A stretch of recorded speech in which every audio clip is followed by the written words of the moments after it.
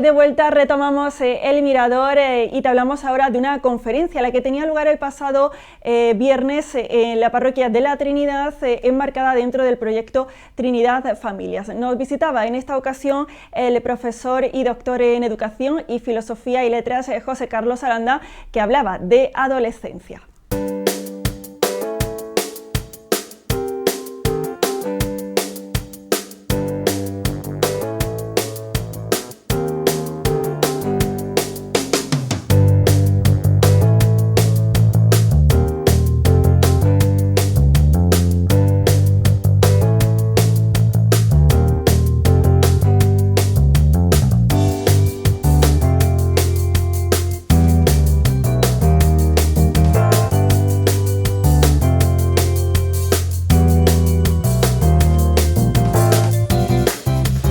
Bueno, yo creo que lo que vamos a escuchar son esas claves que nos van a permitir soportar mejor la crisis de la adolescencia, tener mucha paciencia, ¿no? De hecho, una de las cosas que vamos a decir hoy al iniciar la charla es lo vas a hacer mal, ¿no? Así es que tranquilo, tranquilo.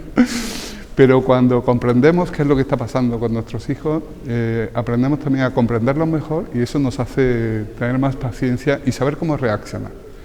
Y también reorientar un poco el sentido de lo que hoy se entiende por educación. Fíjate que muchísimas familias viven e incluso condicionan la convivencia familiar a los resultados escolares, ¿no? Entonces, una de las cuestiones que nos vamos a preguntar aquí es si de verdad eso es educar, si de verdad eso es lo más importante en la vida.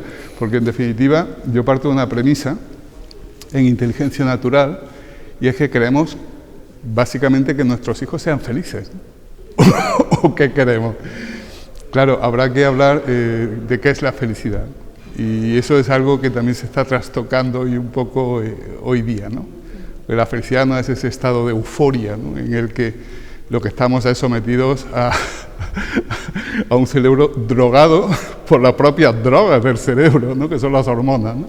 Un exceso de dopamina, un exceso de oxitocina, un exceso de que nos produce ese estado de euforia. Eso no es la felicidad, eso es algo pasajero. La felicidad es el estado de tranquilidad, de paz interior, ¿no? que te permite comprender que hay problemas, que forman parte de lo cotidiano, que aquí está el tío para afrontarlo y que con esfuerzo las cosas se superan, ¿no? Y yo creo que es esa paz interior, ¿no? la que tenemos que ir buscando en nuestros hijos. Pero para eso tenemos que centrar nuestra atención, primero en ser familia, segundo en comunicar, dialogar, tercero en comprender, cuarto en amar. Primero a nosotros mismos. Y esto que estoy diciendo es muy importante, ¿eh? Primero a nosotros mismos, porque nadie da lo que no posee. Si tú no te quieres a ti mismo, ¿cómo vas a querer a los demás, ¿no? Después querer a tu pareja, a esa mujer maravillosa, ¿no? que te acompaña en la vida y que es capaz de sacrificar todo por ti, por procurar tu felicidad y la de tus hijos, ¿no? Y después hacia tus hijos. Y de ahí irradiar el amor al entorno, a la sociedad, a quienes te rodean. Yo creo que eso es quizás lo más importante. Pero todo eso parte de una base fundamental, ¿no? Que es, lo voy a decir aquí en la charla, ¿no? ¿Cómo se hace un buen gazpacho? Y todos sabemos cuáles son los ingredientes, ¿verdad? Un poquito de pimiento, un poquito de cebolla, mucho tomate, miga de pan, aceite, vinagre y sal, sí, muy bien. Pero la clave de un buen gazpacho, ¿dónde está? En el equilibrio de los elementos, ¿no? Y es ese equilibrio el que va a proporcionar el caldo de cultivo necesario para alcanzar esa felicidad en la vida, ¿no? De eso vamos a hablar. ¿Y qué es lo que hay que equilibrar? En primer lugar, la piedra angular sobre la que nosotros partimos y crecemos, ¿no? Que es la autoestima. Ese querernos a nosotros mismos, sentirnos seguros, sentirnos satisfechos con quienes somos, aceptarnos a nosotros mismos. Qué difícil es eso, ¿verdad? Sobre todo cuando las imágenes que aparecen en Instagram, en las redes sociales, en WhatsApp, distorsionan la visión de lo que es la realidad, ¿no? Y tendemos a creer que el ideal está ahí fuera, ¿no? Cuando el ideal realmente debes buscarlo dentro de ti. Y a partir de esa autoestima ya vamos a crecer buscando el equilibrio entre inteligencias, ¿no? Yo simplifico mucho lo de las inteligencias. Está la inteligencia que te sirve para aprobar, que es la inteligencia cognitiva, pero después está la inteligencia que te permite conocer, reconocer y gestionar tus emociones.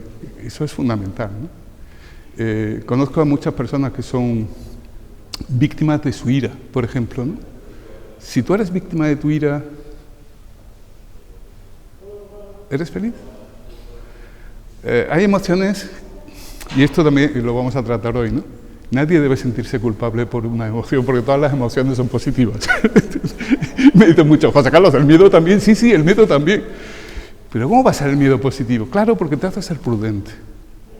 Yo no me hubiera casado con una mujer que no conociera el miedo, ni hubiera montado un negocio con alguien que no conociera el miedo, ¿verdad? Pues nos hace ser prudentes, nos hace anticiparnos. Sí, todas las emociones son importantes. Y además hemos de comprender que son automáticas. Y te pongo un ejemplo. Es la 1:30 de la tarde. Estás paseando por la calle y pasas por la puerta de una panadería. Hueles a bollos, pan recién hecho. ¿Qué le pasa a tu estómago?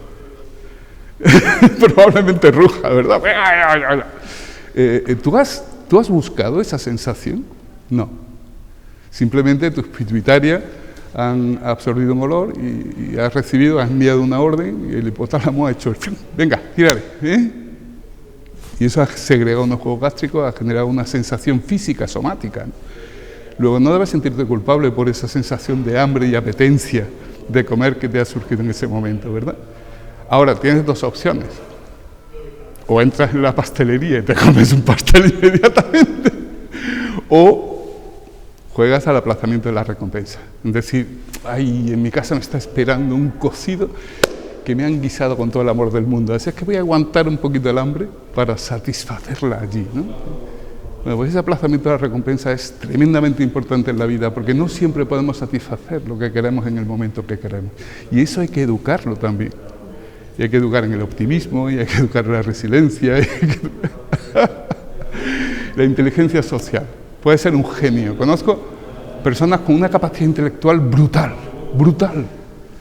Estoy pensando ahora en un profesor que era doctor en química, que era incapaz de mirar a la cara a sus alumnos. Con las oposiciones aprobadas, era un cerebro, pero era incapaz de comunicarse con sus alumnos. Empezaba la clase y empezaba a escribir en la pizarra desconectando de la clase. Bueno, las habilidades sociales son fundamentales en la vida. Hay que aprender a compartir, hay que aprender a ser amigo, hay que aprender a soportar, hay que aprender a... Claro, eso es fundamental, ¿no? Y la inteligencia moral. Fíjate, la inteligencia moral parte de una frase del alcalde de Zalamea. No sé si habéis leído la obra. Cuando Pedro Crespo da a su hijo menor, Juan, al general para que lo acompañe al ejército que iba a Portugal. Y entonces, en la conversación con el general, le dice: mi general, yo os aseguro que si hubiera uno solo que enseñara no a luchar, sino por qué merece la pena luchar, todos les daríamos a nuestros hijos. Esa es la moral, esa es la inteligencia moral, ¿no? ¿Por qué nos movemos? Enseñar qué motivos en la vida merecen la pena la lucha, el esfuerzo, el combate. Esa es la inteligencia moral. Pero claro, todas estas inteligencias, la intelectual, la emocional, la social, la moral, evolucionan con unas pautas concretas, en unas edades concretas. Y debemos aprender que el niño, igual que primero hace el galápago, después se voltea en la cuna, después empieza a gatear, ¿no? Para finalmente ponerse de pie. Y tiene que quemar todas las etapas para aprender a mantener el equilibrio. En el aspecto emocional, social, moral, también existen unas etapas, unos tiempos, unos momentos que tienen que pasar. Y conviene que como padres, como familia, los comprendamos para no desesperar. Para no desesperar. Estoy a punto de escribir un libro que dice: tu hijo ya miente, celébralo, ¿no? Lo que pasa es que no me lo ha aceptado la editorial, pero bueno, es un buen tema.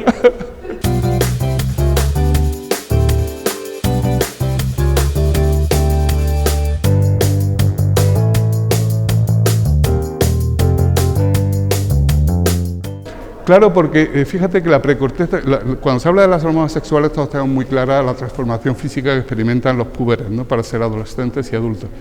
Pero poco se hablan del cerebro, y el cerebro experimenta un cambio fundamental, que es el recrecimiento de la precorteza frontal. Y en ese momento, yo le llamo el momento del turbo cerebral, es como si le metieras el turbo al motor del coche, ¿no? porque adquieren una capacidad que hasta entonces no tenían, que es la capacidad de elaborar hipótesis y de manejar razonamientos sin necesidad del contacto físico, lo que se llama la etapa preoperacional de Piaget, ¿no? Y claro, esto facilita tanto la memorización como el razonamiento, pero además el sentido crítico, que es lo que se vuelve contra la familia, ¿no? En la búsqueda de la independencia. ¿Por qué digo que es una segunda oportunidad? Primero porque es la búsqueda de la propia identidad, que es necesario para que el niño no sea una prolongación de la familia, porque entonces no tendría personalidad propia. Y el niño debe adaptarse a los momentos en que le ha tocado vivir, que son diferentes a los nuestros, ¿no? Eso por un lado. Y segundo lugar, muy crudo, porque no todas las familias lo hacemos bien. Las tipologías familiares son muy diferentes, hay niños que son maltratados, hay niños que no conocen el amor, hay niños que viven en casas donde las disputas son cotidianas, hay niños, te puedo contar casos, 40 años de docencia, te puedo contar muchos casos, ¿no? Es la segunda oportunidad porque el niño puede mirar y decir, decido no ser esto. Y a partir de ahí adquirir su propia individualidad, ¿no? Es decir, superar una etapa en la que realmente ha sido maltratado, ¿no? Y esto es fundamental. Y también he visto este milagro. También he visto este milagro cuando en esta etapa concreta los chicos han visto un referente, lo han seguido, han encontrado la capacidad de elaborar un proyecto propio de vida y superar la etapa buscando su propio destino, ¿no? Y eso es algo maravilloso.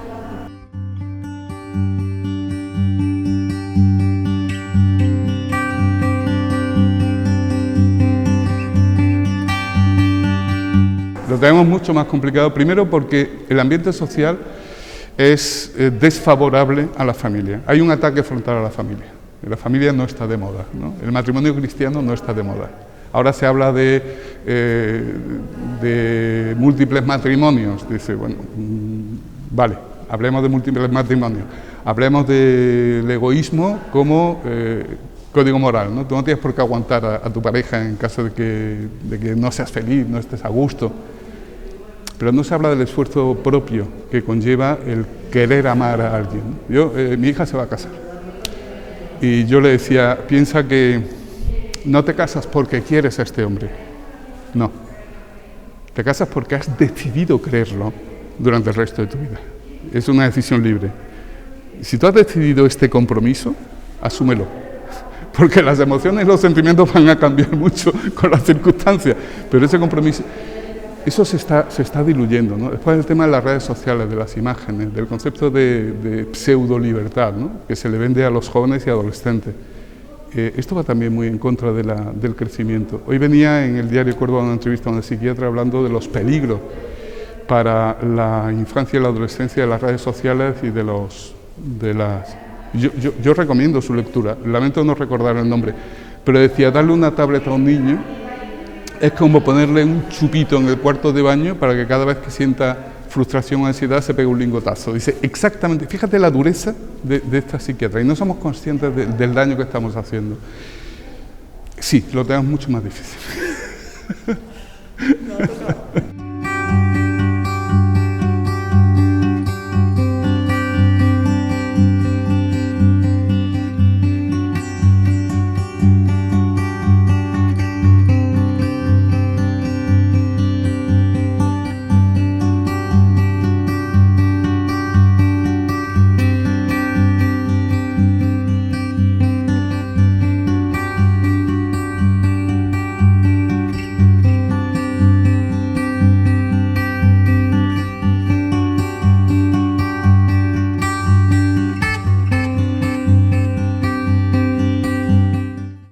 Pues tras las palabras de José Carlos Aranda, te invitamos ahora a visitar la exposición que desde el pasado domingo se puede visitar en el Salón, en el Centro de Arte Antonio Povedano de nuestra localidad. Se trata de la última muestra del priguense Manuel Jiménez, tiene como título Frente al balcón de la Darbe y estará abierta al público hasta el próximo 8 de diciembre.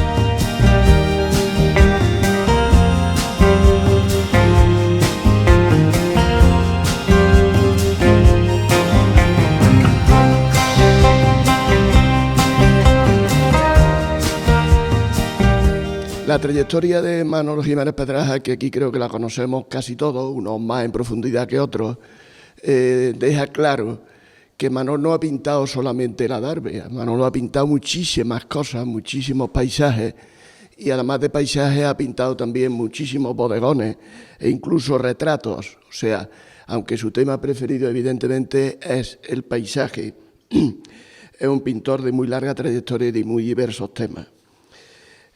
Y no hablemos de su trabajo, que también conocéis todos, como restaurador, tanto de pintura como de escultura. Últimamente su trabajo en la Fuente del Rey es lo que más destaca. Trabajar un tema solo, como ha hecho aquí Manolo, es una cosa complicada, es un proceso, supone un proceso de análisis de lo que se va a pintar, que realmente ya hicieron otros pintores a lo largo de la historia del arte. Ustedes conocen perfectamente el caso, por ejemplo, de Cézanne, que se dice que pintó más de 60 veces una montaña que estaba cerca de su casa, que era la montaña de Santa Victoria.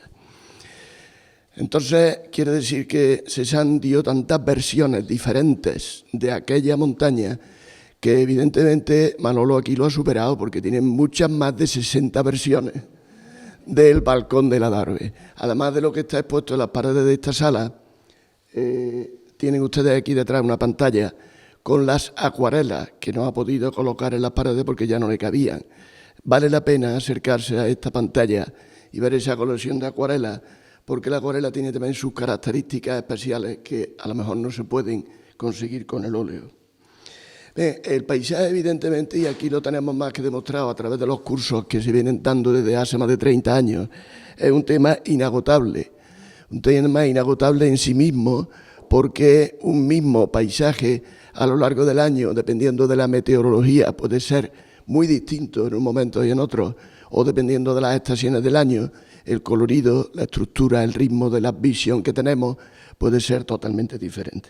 Y además, el paisaje es un tema que admite la aportación del artista, es decir, su propio estado de ánimo, y se refleja en esos espacios, ¿no? Los sentimientos, por ejemplo, a través del color o a través de la forma. Aquí en esta misma colección, esta zona de tonos ocre es muy diferente de esta otra zona de mayor colorido. Pero entre todos los cuadros yo no me voy a permitir no decirlo, porque es que estoy deseando de decirlo. Hay paisajes alegres, lo que llamamos bonitos, de un colorido estupendo, y hay paisajes, hay cuadros dramáticos. Y voy a señalar aquel que está allí detrás de ustedes a la izquierda, en el que hay una serie de formas que convergen la mirada hacia abajo, forma oscura, y abajo se ve algo que no identificamos, es decir, un objeto que no sabemos qué es. Por el dramatismo de todo ese cuadro y cómo se concentra la mirada en ese lugar, a mí siempre me ha parecido que debe ser la tumba de un dios griego o de un héroe griego, ¿no? El cuadro tiene un dramatismo extraordinario, por lo menos desde mi punto de vista, ¿no? Siempre me ha llamado la atención desde que lo vi por primera vez. Y además ahí, fíjense cómo el Adarve es una insinuación entre los árboles arriba, en un tono más claro, y que tiene detrás un foco de luz que parece que diera luz a toda la composición, ¿no? Bueno, yo me he fijado en ese cuadro, ustedes se pueden fijar en cualquiera de los otros porque todos tendrán cosas interesantes que sacar como conclusión. Quiero decir también que, insisto siempre en ello, que una exposición, cada uno puede verla como quiera, pero una exposición hay que verla detenidamente y hay que ver cada cuadro, y en este caso más, cómo cada cuadro es diferente de los otros y qué se quiere expresar en cada cuadro, ¿no? También les invito a que tengan en cuenta el catálogo. Se ha hecho un catálogo, digo que lujoso. Aquí en esta sala saben ustedes que por compromiso del patronato, del Consejo del Patronato, solo se hacen exposiciones a solicitud del propio patronato y por lo tanto tratamos que sean buenas exposiciones y que tengan un catálogo que quede para después cuando se acaba la exposición. Y ahí hay textos buenísimos, que yo les invito a que los lean aquí, en la sala o en su casa, ¿no? Pero hay textos que explican mejor que lo estoy haciendo yo de qué trata la exposición y por qué es tan interesante esta colección. Y nada más por mi parte, ¿no? Espero que efectivamente la vean y que hablen de ella y traigan a gente para que también la vea, ¿no? Yo voy a hacer un intento, en este caso, de invitar a los colegios de Priego y a los centros educativos de enseñanzas medias de Priego para que vengan a ver esta exposición. Creo que esta sala y lo que aquí hacemos merece que la gente de Priego lo vea, lo que hacemos aquí, porque creo que es importante.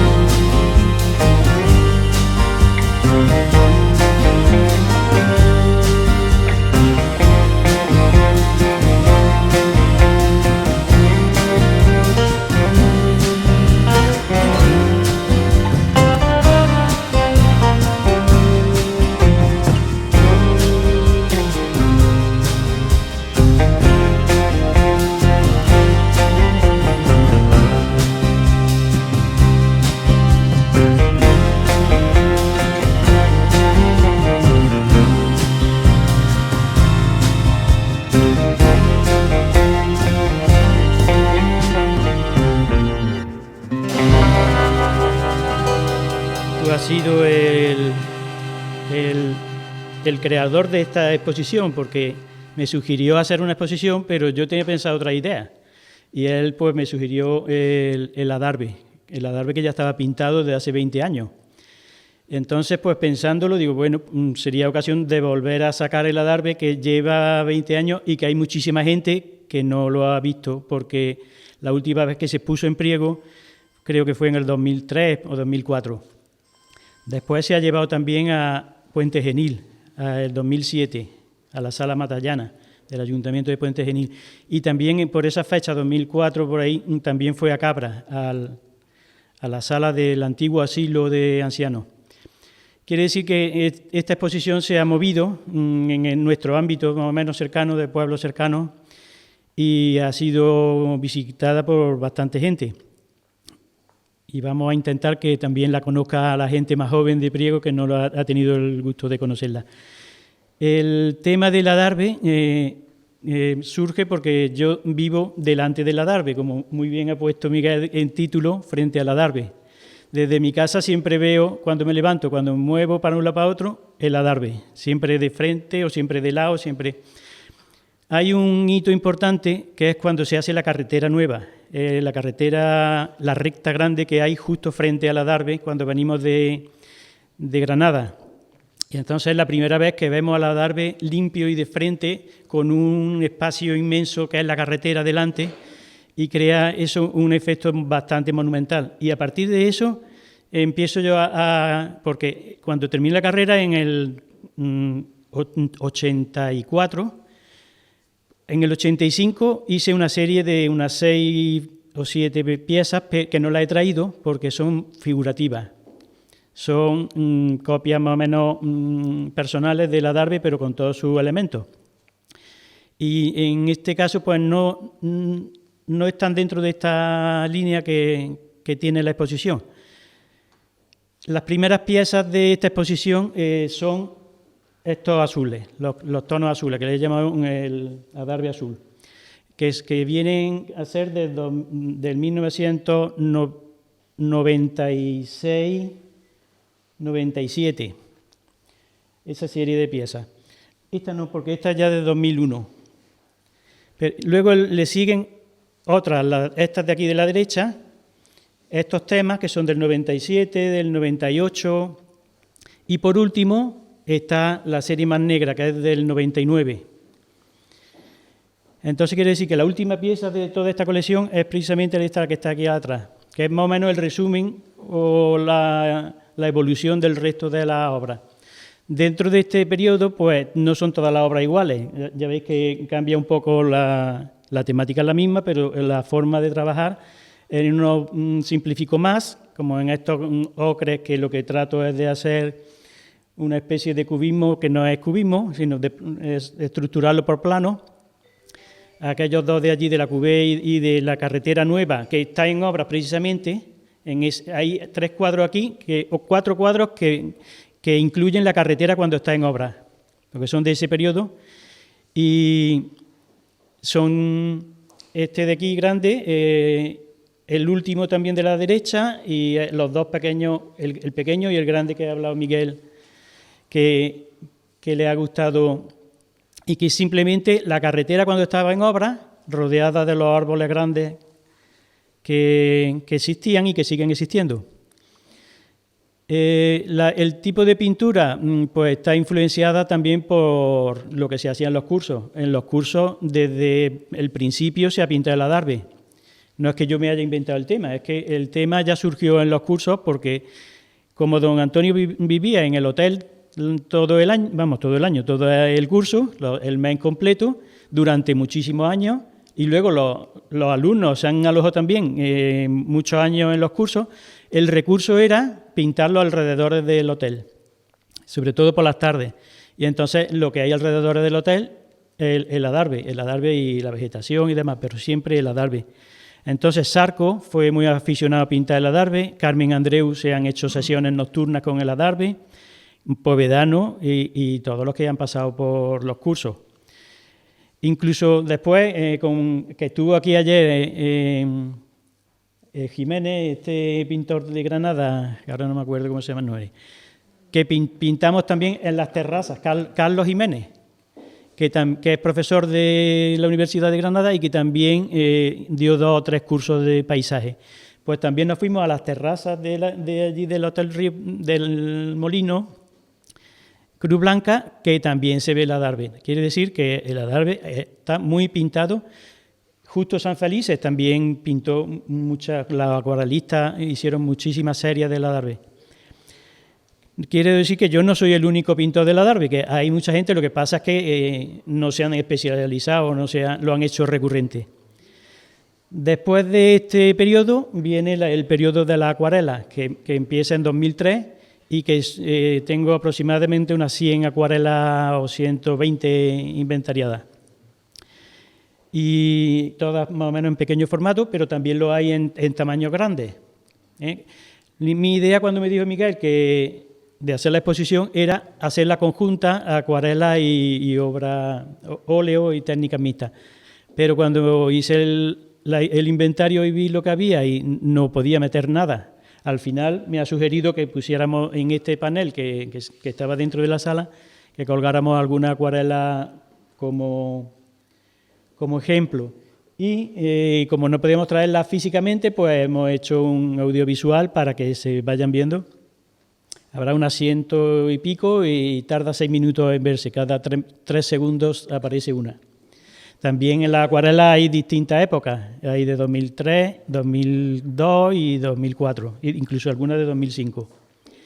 Y nada más, espero que la exposición guste, que va a estar abierta todo el mes entero, incluyendo puentes, y sobre todo pues que la gente la conozca de Priego, que es el objetivo principal.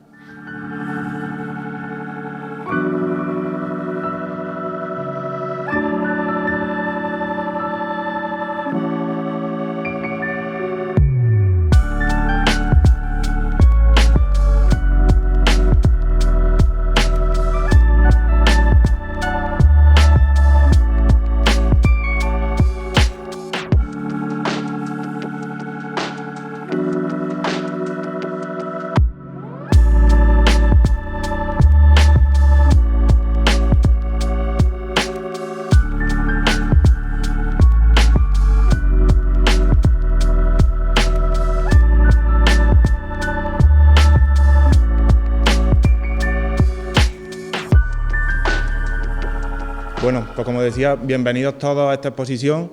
Enhorabuena Manolo, enhorabuena Miguel, porque Lo comentaba con Paco en la entrada, que la intensa labor que desde el museo y que desde el patronato se viene haciendo, pues nos la tenemos que creer, ¿no? Porque muchas veces es una exposición, son exposiciones continuas una tras de otra, ¿no? Y a veces como que no tenemos esa dimensión, ¿no?, de todo lo que se hace desde el patronato. Yo no voy a extender más, disculpad que la alcaldesa y la delegada de Cultura pues no hayan podido estar por motivos personales, y bueno, esperando y disfrutando que la exposición pues nos guste a todos y sea visitable por todo el mundo. Muy bien, muchas gracias.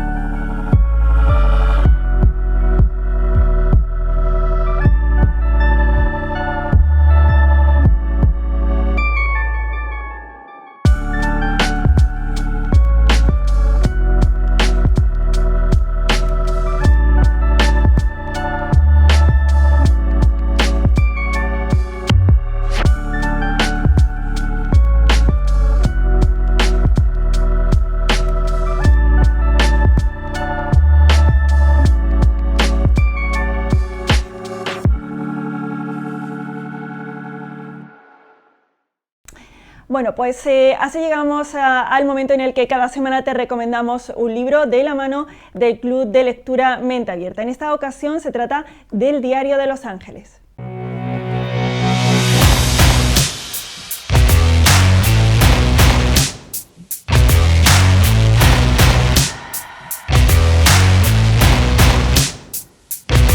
Librería Rodríguez de la Fuente les ofrece este espacio.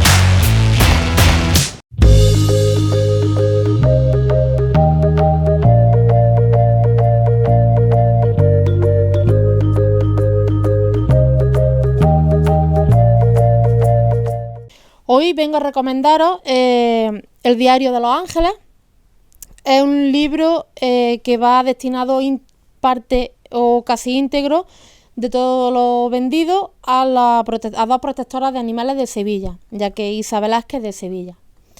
Y os cuento un poco. El Diario de Los Ángeles pretende concienciar sobre el abandono, la explotación y los criaderos ilegales y la compra de animales exóticos.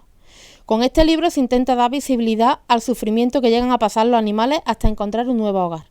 Gracias a protectoras, asociaciones y centros de acogida por ayudar a estos seres y darle una segunda oportunidad. Es un libro muy pequeñito, tiene alrededor de unas 60 páginas, 71 páginas. Es tanto para niños, adultos, para todo el mundo. Son 3 pequeños relatos donde se narran historias reales. El autor es Isa Velázquez, una escritora sevillana que tuvimos el placer de tenerla en Priego en la jornada de Conociendo Autores, y todos los 3 relatos son experiencias personales con su mascota.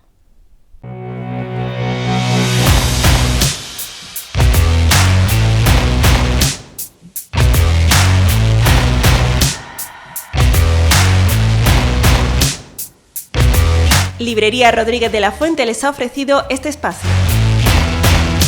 Pues en el último tramo de nuestro mirador nos fijamos ya en la agenda cultural.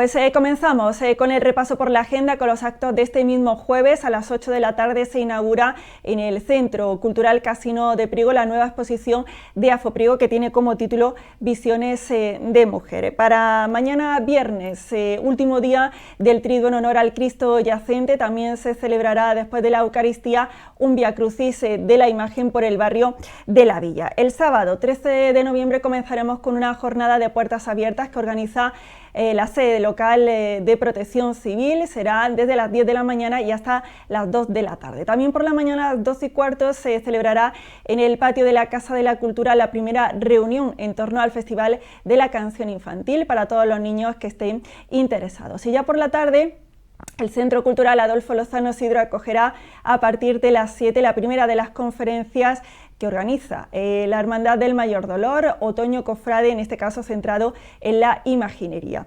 Y por la noche la Hostería Rafi acogerá una Jam Session a partir de las 9 de la noche organizada por la Asociación Jazz PC.